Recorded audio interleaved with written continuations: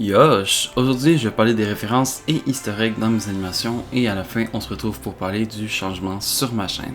Pour les références, je parlerai de toutes mes animations qui se trouvent dans la liste de lecture Animation. Certaines d'entre elles ne seront pas mentionnées puisqu'elles n'ont pas toutes des références. Je ne parlerai pas non plus de plagiat d'autres vidéos animations, je garderai ça probablement pour une autre vidéo pour se remémorer cette facette obscure de la chaîne. Dans l'animation Craft City Me Voilà, on peut apercevoir des perroquets qui volent dans le décor. Je les avais placés là parce que je venais de terminer la saison 2 de Minecraft Story Mode, et dans le jeu il y avait beaucoup de perroquets. Je les avais trouvés tellement mignons que j'ai voulu en mettre dans mes animations. Également dans l'animation, il y a un derp, qui est simplement une référence au derp que l'on retrouve dans presque toutes les animations de Black Plasma Studio. Plus tard, les protagonistes se retrouvent dans une salle au sous-sol avec des épreuves. La première est un lama qui tourne.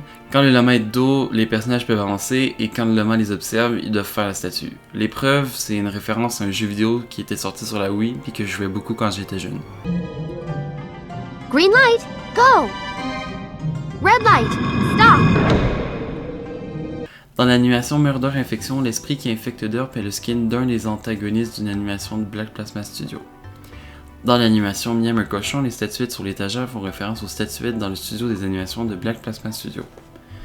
Dans l'animation Drôle de mariage, la mariée est le skin d'un joueur avec qui je m'étais marié sur Hypixel en partie de Skywars. J'ai perdu toute preuve de l'event, mais ça s'est bel et bien produit. Dans l'animation Les Auditions, le présentateur a de la difficulté à prononcer le pseudo de DC Games. Quand j'ai commencé à fréquenter Galish, en toute amitié bien sûr, j'avais remarqué que certains abonnés en vocal n'y arrivaient pas tout à fait à prononcer son pseudo. Le présentateur serait donc comme un mauvais abonné. Et finalement, nous avons DC Games. C'est DC Game, monsieur. Également, le personnage de Germaine, une grosse reprise du personnage de Brenda dans la série Le cœur a ses raisons. C'est une série québécoise que j'aimais beaucoup et que j'ai voulu reproduire le personnage. Si Germaine saigne du nez dans l'animation, c'est parce que c'est arrivé aussi à Brenda dans un épisode. Dans l'animation Food Fight, dans le fond, on peut apercevoir au loin une image qui fait référence à une animation qui était en cours de production mais qui a été abandonnée en cours de route. Dans l'animation Les musiques d'ascenseur, qui a d'ailleurs fait beaucoup trop de vues pour la qualité médiocre qu'elle offre, réellement je comprends pas comment est-ce qu'elle a autant marché. Bref, cette ascendance fait référence à mes animations. On retrouve notamment Germaine, le présentateur, et Bertha. Également les deux qui se sont battus dans la bataille de ballon. Il y a également le skin de Sergio parce qu'à l'époque j'aimais vraiment cette chanson et je voulais l'incorporer comme easter egg.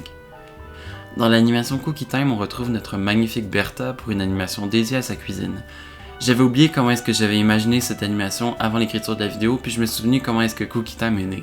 C'est grâce à la vidéo On pense à vous de Natou. J'ai tellement aimé le concept de cuisine foireux que je donnais à Bertha son moment pour briller. Dans l'animation La balade de Ravecrafter, on peut retrouver tout le cast de 10 points pour gagner, alors que l'animation était encore en cours de production. On aperçoit Galish, Bertha, Baboon, Kozo, Crazy et Moumou. Dans l'animation 10 points pour gagner, le concept même vient d'un mini-jeu sur Mario Party.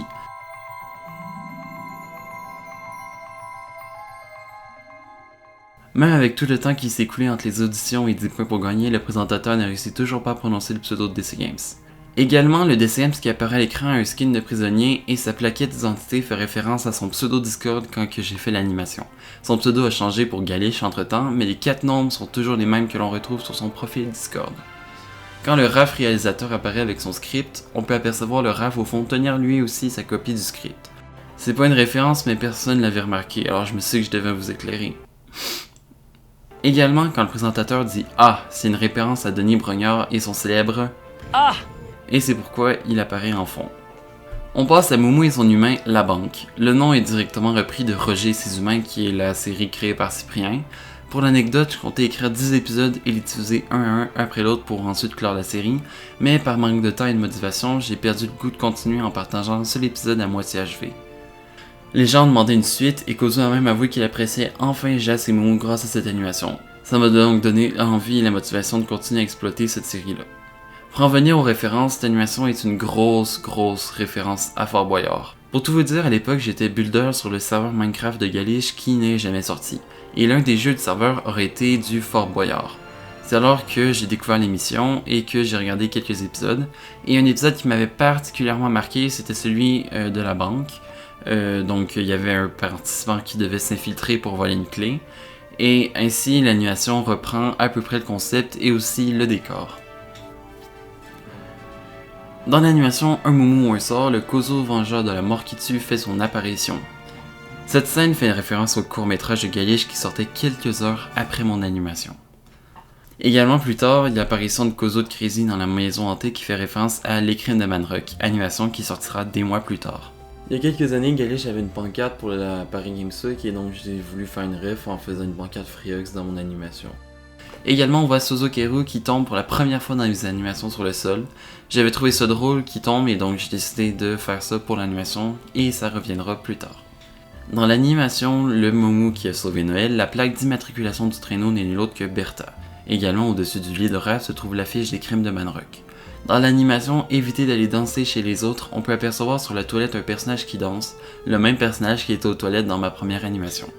Attention, je vais vous parler de mon projet le plus ambitieux, les Crimes de Manrock. Si vous n'aviez toujours pas vu l'animation, je vous conseille d'aller la voir pour pas vous faire spoil. Dans l'animation Les Crimes de Manrock, on entend le présentateur parler de la construction d'un futur plateau télé où 4 participants pourraient bien s'affronter. Et oui, vous ne rêvez pas. Il annonce la construction du plateau télé, 10 points pour gagner. Plus tard, au restaurant, sur l'étagère, on aperçoit Kozo et Crazy, les statuettes annonçant donc la mort de Crazy qui se produira à la fin de l'animation. Dans la chambre, Moumou joue à Ocarina of Time, qui est un jeu de mon enfance que j'aimais beaucoup. Les masques des tueurs font également référence à Majora's Mask, qui est la suite de Ocarina of Time. À la piscine, Shoto Todoroki fait son apparition dans l'eau parce que pendant que j'animais cette scène-là, je commençais à regarder mon premier animé, My Hero Academia. Quand Moumou fuit le tueur, il utilise un overboard qui est une référence à Testific Hitman, la chaîne de Element Animation. Avant que les protagonistes sortent de l'ascenseur, 3 personnages font une référence au Covid-19 qui venait tout juste de confiner toute la planète. Quand Tom raconte la mort d'Alan, on peut observer un Moumou spinner, les Moumouchoirs et un poster de My Hero Academia. Plus tard, on peut revoir Suzukeru tomber sur le sol, faisant ref à l'animation des 450 abonnés. L'animation Moche Moumouland a été imaginée suite à l'arc de Grid Island dans Hunter x Hunter. Le narrateur en fait d'ailleurs une référence. Bonjour et bienvenue dans Grid Moumouland. On peut voir un personnage utiliser l'équipement tridimensionnel provenant de l'animé L'attaque des titans, que je venais tout juste de terminer avant de produire l'animation. Raph fait des pile ou face en référence à un mec que j'ai complètement oublié le nom mais qui apparaît dans Hunter x Hunter. Après avoir appelé Moumou Petit Lapin, le narrateur se corrige en prononçant un A tout en balançant un Denis Brognard plus loin, faisant encore ref à son célèbre A. Le Moumou de Suzukeru tombe encore sur le sol, faisant encore une ref à cette célèbre pose. Avant le combat final, Moumou observe un papillon, référence à Au-delà de l'île quand Pikachu suit un papillon. Et voilà, c'est tout pour les références dans mes animations. Maintenant, on va parler des annonces et des changements sur la chaîne. Alors déjà, Les Secrets de Mirafol, il est à 50% de production, donc je m'attends de pouvoir vous proposer la suite des Crimes de Manrock d'ici la fin de l'année. Concernant la chaîne secondaire, je cherchais un bon nom depuis parce que la chaîne secondaire de Ravecrafter, je trouve que ça fait un peu cliché, et l'autre Ravecrafter, je trouvais pas ça assez bien. Et donc désormais, la chaîne secondaire s'appellera Bacadérou. La bannière et la photo de profil ont également droit à une modification parce que vive le changement. Et concernant la chaîne principale, pour l'instant, elle va garder son pseudo, même si de base, toute la vidéo était pour annoncer son changement. Mais je suis revenu sur ma décision pendant que je faisais la vidéo et que je l'ai présentée pour avoir des retours. Je me suis dit que ça pouvait rester comme c'est pour l'instant. Alors pour la photo de profil, je l'ai modifiée, donc il y a certaines mèches qui maintenant sont mieux, mais vous le verrez pas parce que vous êtes jamais attardé sur le dessin. Et il porte également maintenant des Sharingan parce que Naruto, c'est trop bien. Et voilà, c'est tout pour la vidéo, et en attendant la prochaine, à tous et à toutes, je peux vous tease quelques secondes du projet. Et oui, c'est cadeau, vous prenez, vous mettez ça dans un coin. Ciao! Quant à nous, j'assimouillerons à Mirafol. S'il y a quelque chose aux mines enchantées, nous le trouverons.